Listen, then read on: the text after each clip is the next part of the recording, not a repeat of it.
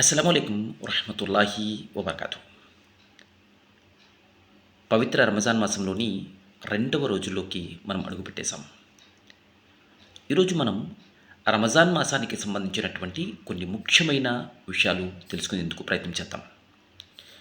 రంజాన్ అనగానే మొదటిగా గుర్తొచ్చేది ఉపవాసము.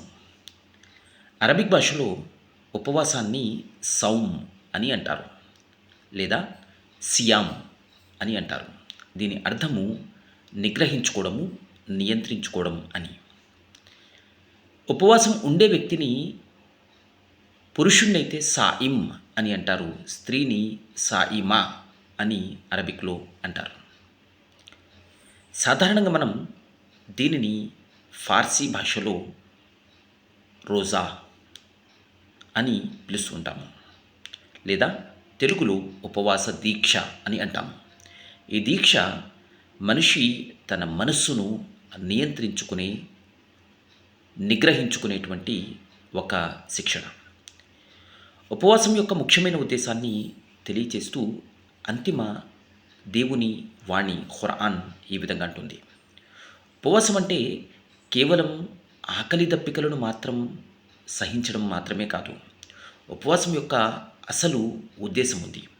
దీన్ని ఖురాన్ 2వ అధ్యాయము 183వ వాక్యంలో ఈ విధంగా తెలియజేసింది.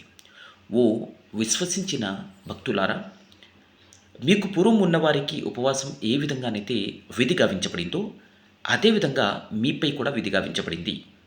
దీనివల్ల మీరు లఅల్లకుం తత్తకూన్, దైవభీతి మీలో, మీ హృదయంలో జనించాలన్నదే దీని ఉద్దేశము అని అంటాడు దైవం. అంటే ఉపవాసం యొక్క ముఖ్యమైన ఉద్దేశము కేవలం ఆకలి దప్పికలతో ఉండడం మాత్రమే కాదు. దీని అసలు ఉద్దేశం హృదయానికి దైవభీతి నేర్పడము అనేది ఖురాన్ చాలా స్పష్టంగా తెలియజేస్తుంది. అంటే తఖ్వా అంటే అల్లాహ్ పట్ల నిరంతరము అప్రమత్తంగా ఉండడము మరియు చెడు కార్యాలకు దూరంగా ఉంటూ క్రమశిక్షణతో మలుచుకోవడం. ఇదే ఉద్దేశాన్ని దైవం ఖురాన్లో తెలియజేశాడు.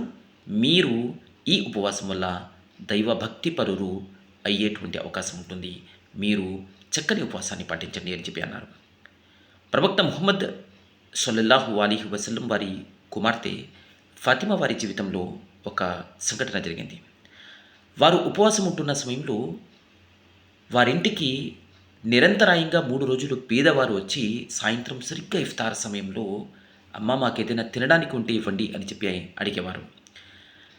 హజరతే ఫాతిమా మరియు హజరతే అలీ భార్యాభర్తలు మరియు పిల్లలు వీరందరి కోసం ఉన్నటువంటి కొద్దిపాటి ఇఫ్తార్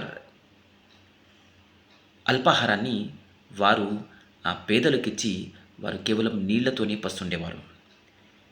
ఈ విధంగా ఉపవాసం ఒకవైపు దైవభీతిని జనింపచేస్తుంటే మరోవైపు పేదవాడి ఆకలిని తీర్చాలి అనేటువంటి సందేశాన్ని కూడా ఇస్తుంది. ఇది ఉపవాసం యొక్క అసలైనటువంటి అర్థం. రండి, మనమంతా సౌమ్ అంటే ఉపవాసాన్ని పాటిద్దాము. ఉపవాసం యొక్క ఉద్దేశాన్ని అర్థం చేసుకుందాము. సృష్టికర్త యొక్క శుభాలు, అనుగ్రహాలు పొందుతాము. మనందరి ఉపవాసాన్ని విశ్వప్రభువైనటువంటి అల్లాహ్ స్వీకరించాలని అల్లాహ్తో దువా చేస్తూ ముగిస్తున్నాను. అస్సలాము అలైకుం రహ్మతుల్లాహి వబర్కాతు.